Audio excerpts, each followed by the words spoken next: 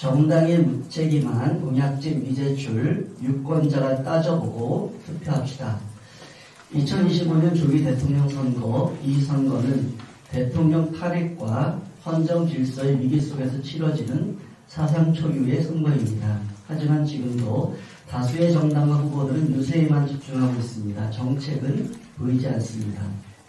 공약집조차 공개하지 않은 후보들이 있다는 것은 유권자의 알 권리를 무시한 무책임한 태도입니다. 이대로는 유권자가 정책을 기준으로 후보를 선택하기 어렵습니다.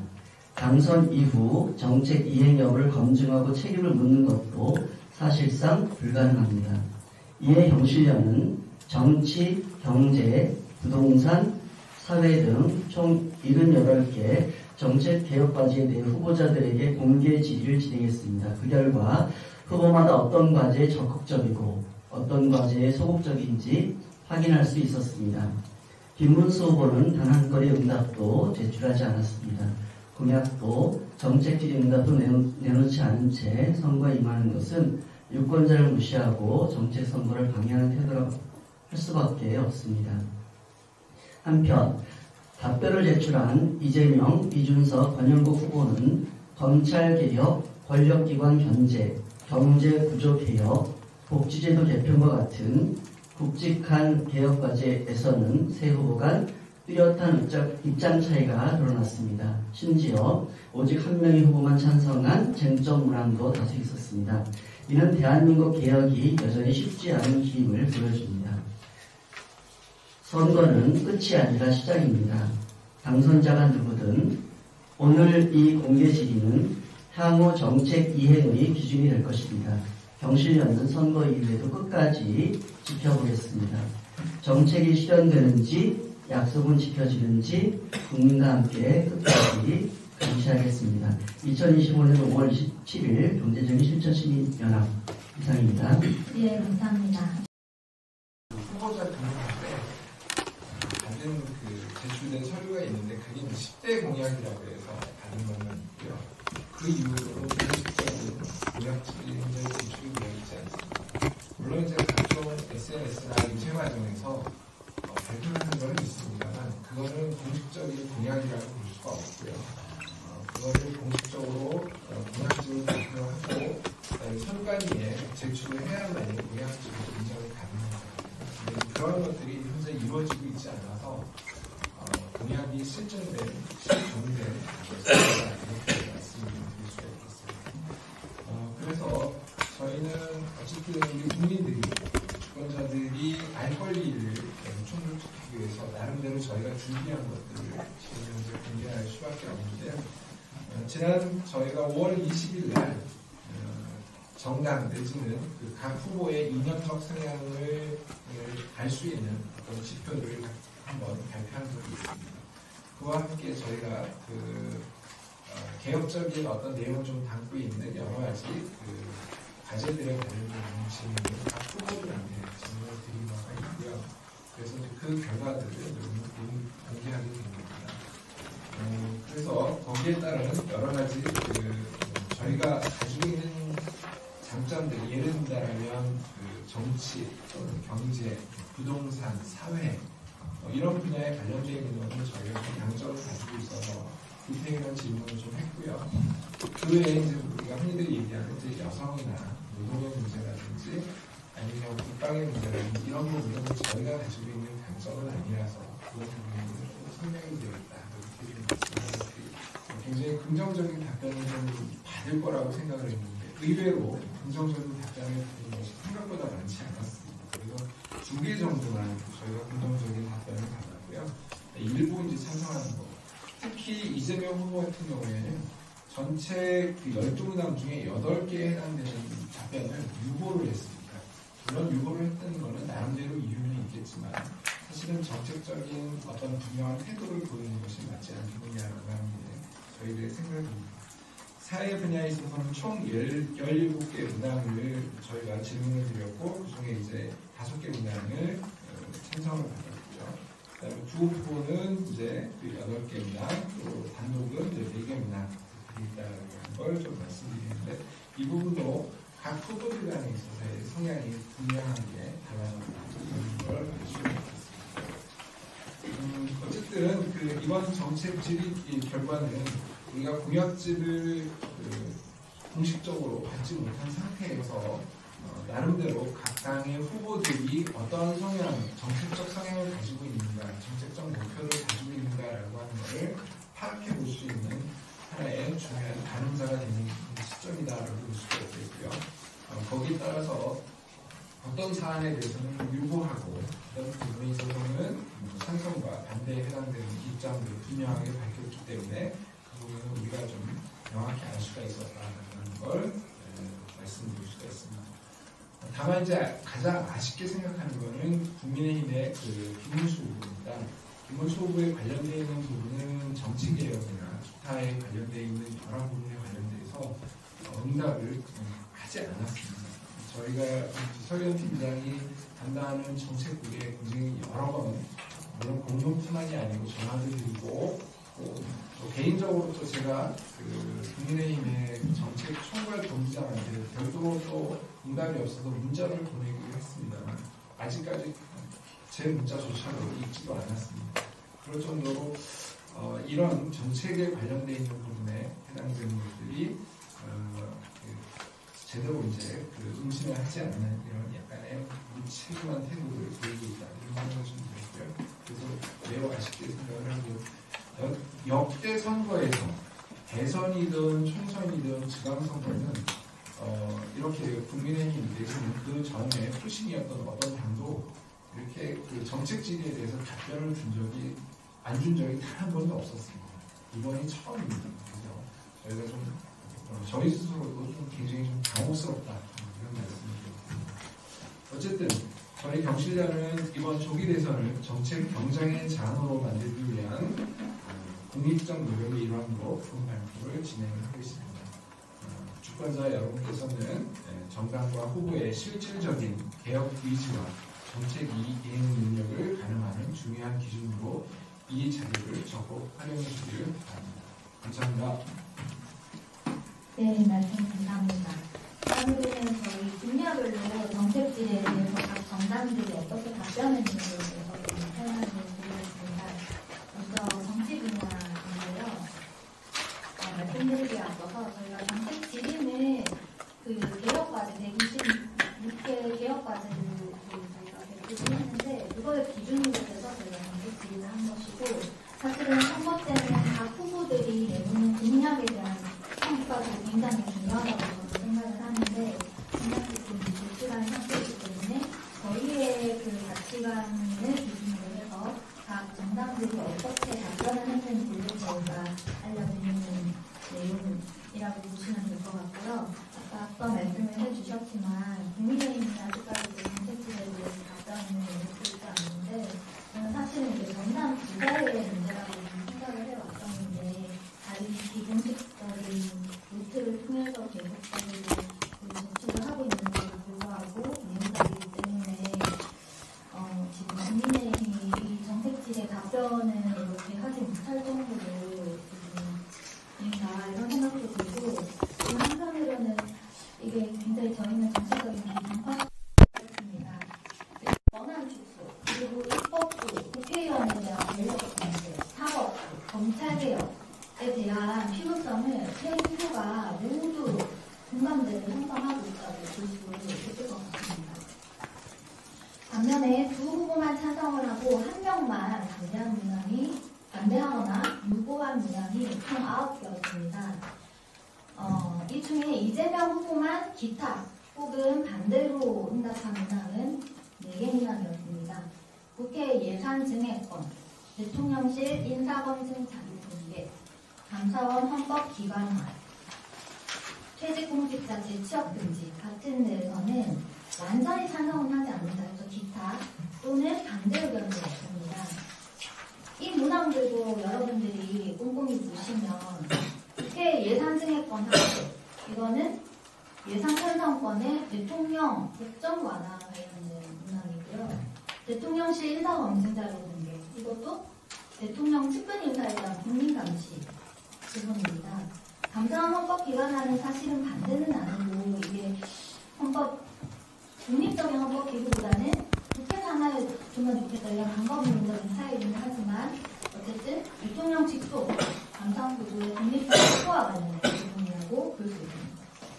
반대하거나 기타 처리한 4가지 문항 중에 3가지 문항이 다 대통령 권력과 관련된 부분이다. 이렇게 보실 수 있을 것 같습니다.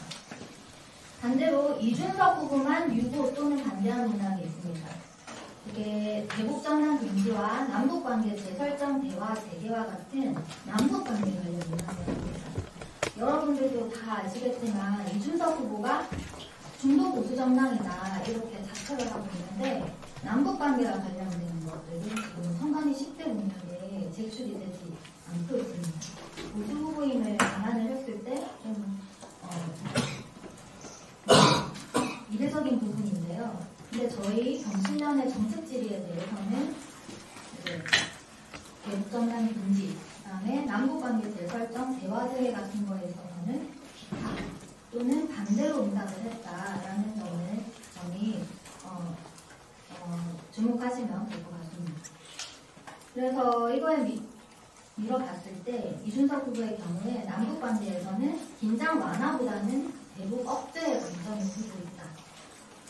이렇게 보실 수 있을 것 같습니다. 다음으로 권영국 후보가 반대한 문항은 총 3개였습니다. 국회의원, 국무위원 겸직 금지, 국회 윤리조사기구 신설, 그리고 검찰총장의 정치 진입 제한 문항에 대해서 반대하거나 비상응답을 했습니다. 이 부분 저희도 좀 놀랐는데요. 근데 이게 사실 방법론적인 차이라고 좀 보시면 되는데요. 권영국 후보 같은 경우는 우리 권력구조 개편 개헌과 관련해서 권력 분립을 통해서 대통령 권한을 축소하는 방안보다는 국무총리 제도를 통해서 대통령 권한을 축소하는 방안을 지금 두고 있습니다.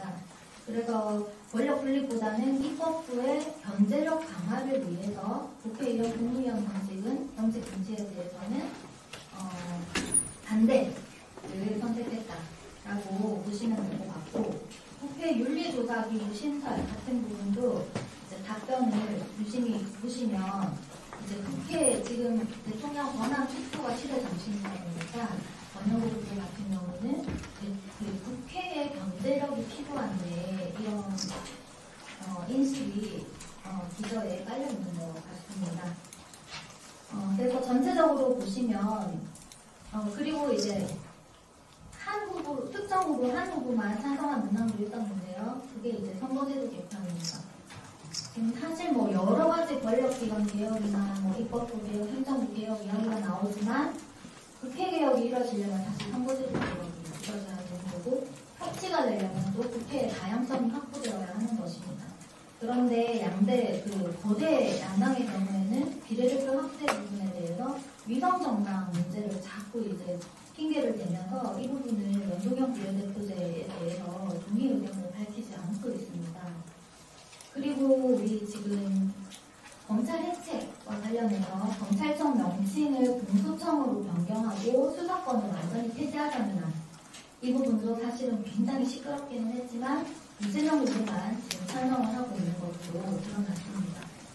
그래서 전체적으로 보면 후보들 간의 공통 입장이 확인된 문항이 굉장히 제한적이고 정치개혁의 주요 과제에 대해서는 여전히 큰 간극이 존재한다라는 것 확인하실 수 있고, 또 우리 유력한 대선 후보의 경우에도 기타 응답이나 응답이 많다라는 점을 알려드리면서 유권자분들이 이런 부분들을 좀 따져보고 투표하시기를 당부드립니다. 네, 다음으로는 경제 분야 정책 질의 답변 결과에 대해서 권호인 경제정책팀 팀장님께서 발표해 주시겠습니다. 예, 권호인 국장입니다. 경제 분야는 일단 거기 8페이지 표를 참고하시면 쉽게 보실 수 있을 것 같습니다. 표를 보시면 새 후보가 김문수 후보가 앞에 전에 몇 번 말씀드렸지만 답변이 안 와서 좀 안타깝게 하지만 일단 새 후보가 모두 찬성하는 부분이 의외로 저희는 좀 놀랐는 게 이제 상당히 좀 개혁적인 분야 저희 과제에 대해서 찬성했습니다. 금성분리 강화, 그리고 발칙 감지를 위한 징벌 대상 스커버지 제도들이. 그리고 보시면 금강원의 이제 사실상 금융감독 체계 개편을 의미하는 거거든요. 금강원의 동의선거. 이 부분에 있어서 세 후보 모두 찬성을 한다는 것이 상당히 좀 특징적으로 볼 수 있을 것 같습니다. 이준석 후보도 이제 상당히 어떻게 보면 이쪽에 대해서 찬성하고 있다는 게 좀 놀랍기도 하고요. 그래서 좀 세 후보 모두 상당히 좀 현재 뭐 금상분리 문제라든지 기술탈취 이런 불공정의 대상들 관심이 어느 정도 가지고 있다. 좀 그렇게 볼 수 있습니다. 그리고 이제 32경을 보시면 한국 후보는 거의 다 기타 하나 31번 문제 빼고는 사실상 다 찬성입니다. 어떻게 보면 이재명, 이준석 후보가 이제 좀 갈라지는 부분이 있고요. 전영국 후보는 상당히 뭐 시민사회하고 상당히 좀 비슷한 과제를 가지고 있는 건지 대부분 쪽에 대해서 찬성하고 있다. 이렇게 말씀드릴 수 있고요. 또 하나 좀 봐야 될 부분이 이재명 후보 같은 경우에는 여기 보시면 금융감독원 밑에 앱마켓이라든지 빅테크 이런 환경적인 행위 이런 부분에 있어서 플랫폼 쪽에서는 상당히 좀 저희 쪽 과제에 대해서 찬성하고 있다. 그리고 이준석 후보를 제외한 전영국 후보하고 이재명하고는 이쪽에도 상당히 좀 과제에 대해서 관심을 가지고 있다. 이렇게 보실 수가 있을 것 같습니다. 또 하나 이제 좀 특징으로 봐야 되는 게 이제 세제 부분인데 좀 이재명 후보가 좀 기타로 되어 있는 부분이 있습니다. 26번, 27번, 특히 26번, 27번 부분인데요.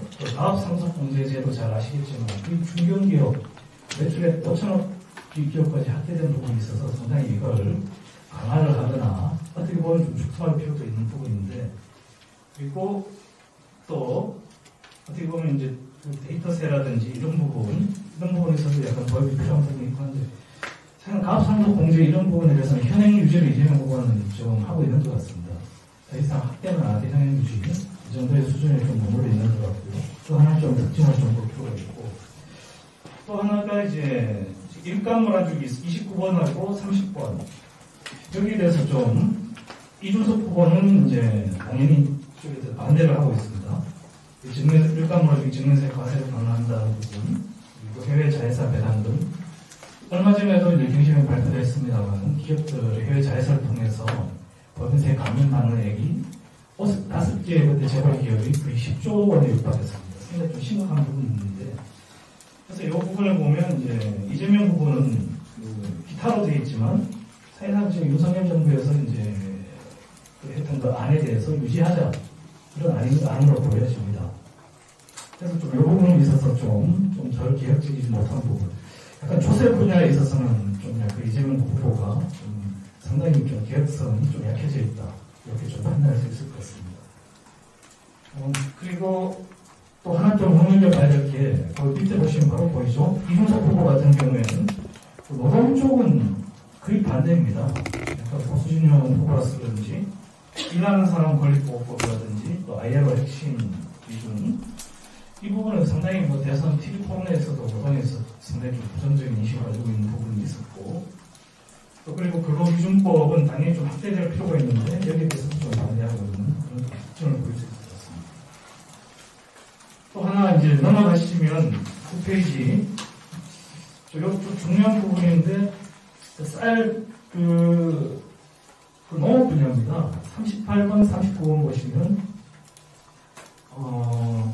권영국 후보 같은 경우에는 이제 식량안보제조법이라든지 쌀 TRP 식용금지 다 찬성을 하고 있고, 또 농지 투기 차단이나 이런 부분에서 찬성을 하고 있습니다. 하지만 이제 기타 그 뒤에 저희가 첨부는 되어 있지만, 좀 이 부분에 있어서 이재명, 이준석 후보는 상당히 좀 미지근한態度를 보고 있고, 또 아마 이재명 후보 같은 경우는 쌀 TRP 식용금지에 대해서는 고민을 해봐야 된다. 이렇게 이제 좀 하고 있어서, 이건 좀 농업 분야에 있어서 좀 두 후보, 이재명, 이준석 후보는 상당히 좀 개혁성을 좀 나타내고 있지 않다. 좀 그렇게 좀 보실 수 있을 것 같습니다.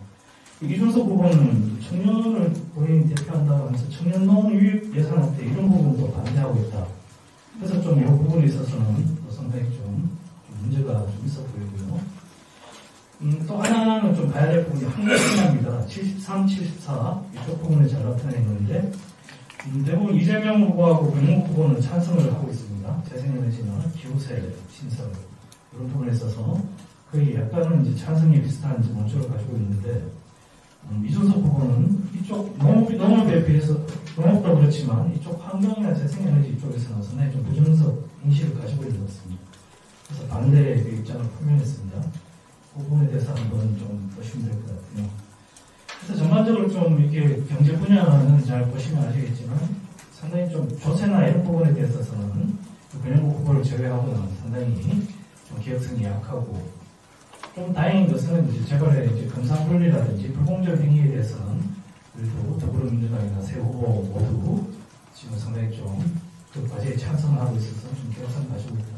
이 정도로 말씀드리겠습니다. 네, 이상입니다. 박재수 팀장님께서 부동산 분야 질의 결과 발표해 주시겠습니다. 네, 부동산 질의 결과 말씀드리도록 하겠습니다. 부동산 질의에 대해서 제 후보의 답변을 해보니까요. 먼저 권영국 후보 같은 경우에는 저희 경실련의 질의에 대해서 모두 찬성 입장을 나타낸 바 있습니다.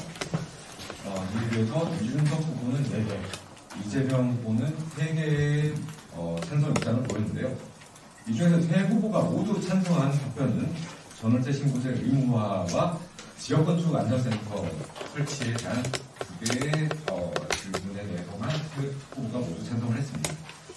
그런데 공교롭게도 이 2개의 항목에는 공통점이 있습니다. 사실 이 두 제도는 이미 제도화가 된 법안입니다. 그런데 정부가 의지가 부족했기 때문에 지금까지 제대로 시행이 안 되었을 뿐인 그런 정책입니다. 3 후보가 공통되게 찬성한 공약들이 공교롭게도 구조개혁이라든가 개혁성이 아주 높은 공약은 아니었던 것입니다. 그에 비해서 좀 저희가 구조개혁이라든지 개혁성이 높은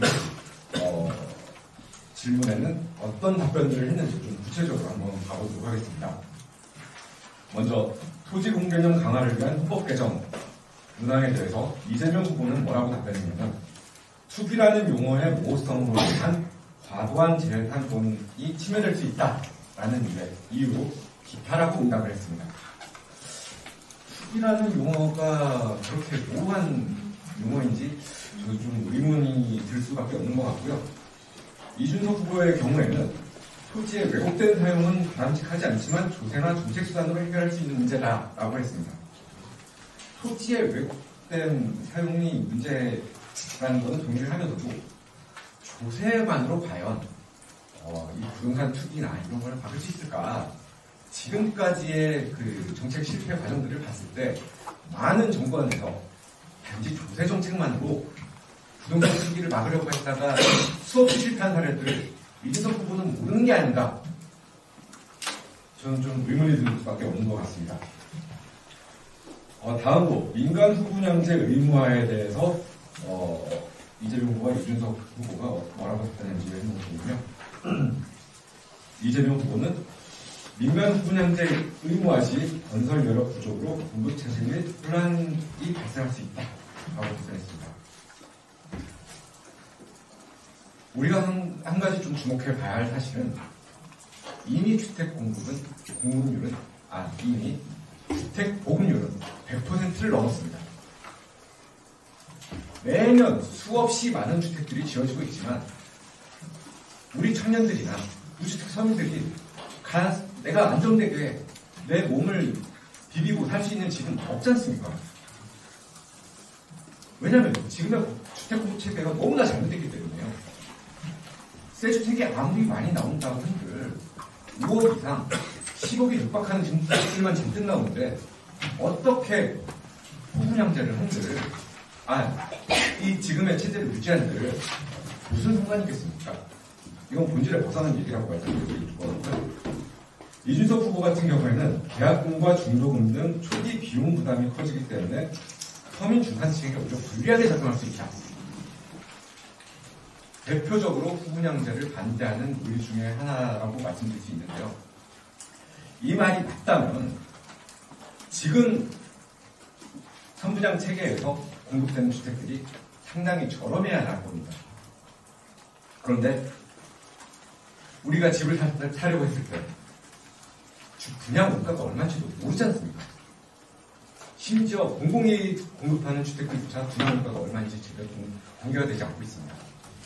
단지 저희가 추정컨대 이미 후분양제를 하던 선분양제를 하던 건설사들은 충분한 돈을 남겨 먹고 있는 상황입니다.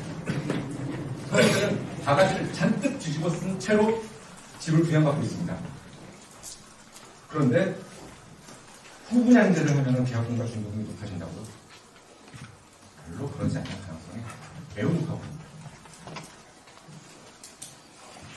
다음으로 임대인 반환보증 가입 의무화니 보증금이 LTV 제한 방안에 대해서 이재명 후보 같은 경우는 점진적 확대 방안이 필요하다. 점진적 확대가 필요한데 왜 기타라고 답변을 했는지 모르겠습니다. 이준석 후보 같은 경우는 보험 원리에 맞지 않으며 임대인이 보험에 가입하고 스스로 보증금을 반환받지 못하는 상황은 보험사기 우려를 초래할 수 있다고 말했습니다. 보험이라고 하는 것은 왜 드는 걸까요? 본인이 어떤 사고를 당할지 모르니까 그걸 예방하기 위해서 드는 게 보험이지 않습니까? 자, 전세 보증금이 돌려받지 못할 위험은 누구로 인해서 발생하는 겁니까? 임대인이 돈을 돌려주지 못하는 거야말로 진정한 리스크인 거예요. 그 리스크를 대비하기 위해서 보험을 들어야 되는 주체는 누구겠습니까? 임대인인 겁니다. 그런데 지금은 보험의 원리를 이상하게 적용해가지고 임차인이 반환보증을 가입을 하고 있어요. 이건 이준석 후보께서 제대로 이 반환보증 체계에 대해서 이해를 못하고 계신 게 아닌가 라는 좀 아쉬움이 들기 때문에 저는 좀 지적해드리고 싶습니다. 그리고 마지막으로 직접 시공 50% 의무화에 대한 부분 말씀드리도록 하겠습니다. 우리나라는 원청 업체들은 원청만 하고 하청 업체는 하청만 하도록 문화적으로 아주 오랫동안 잘 잡고 있습니다. 40년 동안에는 아예 법적으로 이 업역을 구분하고 있었는데 2018년에 그 업역이 해제가 됐음에도 불구하고 아직까지도 그 문화가 고착돼서 계속해서 원청들은 직접 시공을 아예 안 하고 있습니다. 그래서 각종 안전에 대한 리스크나 이런 것들을 다 하청에다 떠넘기기 때문에 철분누락 아파트 같은 것들이 발생할 수가 있는 거고요. 그런데 다양한 이해관계자와의 소통을 통해서 결정해야 된다라고 이재명 후보가 말씀하셨는데요. 결국에 원청 업체들이 계속해서 갑질할 수 있게 그들의 이해관계자의 목소리까지도 듣겠다는 건 굉장히 좀 의지가 부족한 게 아닌가? 라는 좀 이런 의구심이 들 수밖에 없는 것 같고요. 중소규모 지역 건설사의 경우 일감 제한이 발생할 수 있다 라고 얘기하셨는데요. 이 직접 시공제 50%의 가장 중요한 전제 중에 하나가 뭐냐면 이 중소업체들이 컨소시엄을 구성해가지고 원청으로서의 역할도 할 수 있게 하자라는 게 가장 중요한 전제에 깔려있는 겁니다. 혹시 이 점을 파악하지 못하고 계신 게 아닌가, 파악하고 계시지 못하셨다면 그 정도에 좀 알아주셨길 부탁드리겠습니다. 여기까지는 하신 것 같습니다. 감사합니다. 예, 말씀 감사합니다. 다음으로는 사회복지 분야 정책 질의 결과에 대해서 남은경 팀장님께서 말씀해 주시겠습니다. 네, 사회 분야 말씀드리겠습니다. 네, 자료 11페이지고요. 사회 분야는 의료, 복지, 소비자, 교육 영역 포함해서 총 17개 문항을 질의했습니다. 그래서 세 후보 모두 찬성한 문항이 5개, 그리고 두 후보만 찬성한 것이 8개, 3 후보만 찬성한 것이 4개로 나타났습니다. 이렇게 모두 찬성한 문항들을 실제로 살펴보면 대부분 제도적으로 불합리함도 좀 명확한 사안들이었습니다. 그래서 후보나 또 아니면 장관의 정책적 그 스탠스를 보여준다기보다는 이제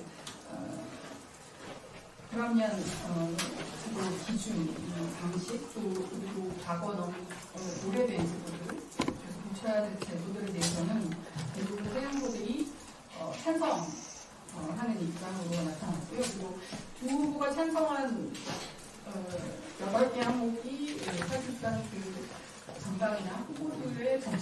지향을 보여준다고 볼 수 있겠습니다. 세부적으로 말씀드리면 찬성한 5개 문항입니다. 이 문항들은 앞서 말씀드렸듯이 여러 가지 기준, 형평성, 또 특정 이해관계자에게 편이 집중되는 그런 제도의 문제점들을 안고 있는 그런 정책들입니다. 제도이기도 하고요. 그래서 오래전부터 개편, 논의, 필요성 이런 것들이 형성됐지만 사실상 그 기득권들의 저항이라든지 내지는 또 정치와 세력화하기에는 너무나도 취약계층의 문제들이었기 때문에 사실 이 개편이 더뎌지거나 아니면 이루어지지 않은 걸로 보입니다. 건강보험 부가체계, 지역가입자와 직장가입자 서로 부가 기준이 달라서 불공평하게 부과되고 있습니다. 퇴직연금 기금화, 금융 업계의 이해 관계 때문에 개편이 이루어지지 않고 있습니다. 자동차 결함에 대한 문제들도 사실상 자동차 업계 산업 활성화라는 측면에서 소비자들을 실질적으로 보호하지 못하고 있는 그런 한계의 지금도 있었습니다. 그리고 실거주주택의 소득 판단 방식 개편, 이건 좀 오래 몇 년 되긴 했지만 그 상신동의 그 모자가 사망한 사건, 그래서 살고 있는 집이 소득으로 간주되면서 실제 이제 생계를 이어나갈 수 없는 그런 문제들을 발생하고 있는 부분입니다. 그래서 다행히 새 후보가 다 찬성한 만큼 실질적으로 어떤 후보가 당선이 되건 정책 과제로 조정 과제를 수립해서 시급하게 개선해야 됩니다. 두 후보가 찬성한 정책이 총 8개입니다. 8개 보시면 대부분 이재명 후보와 권영국 후보가 찬성했고 이준석 후보가 반대하거나 불출타 의견을 냈습니다. 여기서 보면 정당들 후보들의 정책적 지향을 볼 수 있는데 두 후보가 찬성한 의제들이 대부분 공공의료 강화, 또 건강보험에서 재정 지출을 효율화할 수 있는 지출을 줄여서 지속 가능성을 높일 수 있는 정책에 대해서 두 후보를 찬성했고요. 그리고 또 돌봄의 국가 책임을 좀 강화하는 방안에 대해서도 두 후보를 찬성했습니다. 그리고 소비자 보호를 위해 가장 중요하고 우선 추진해야 될 과제라고 꼽히는 시장 혼동 문제에 대해서 두 후보는 찬성했지만 이준석 후보는 반대 입장을 냈습니다. 그래서 또 시장 중심의 기업 친화적인 정책들을 선호하는 것으로 그렇게 저희가 답변 결과를 보면 해석할 수 있을 것 같습니다.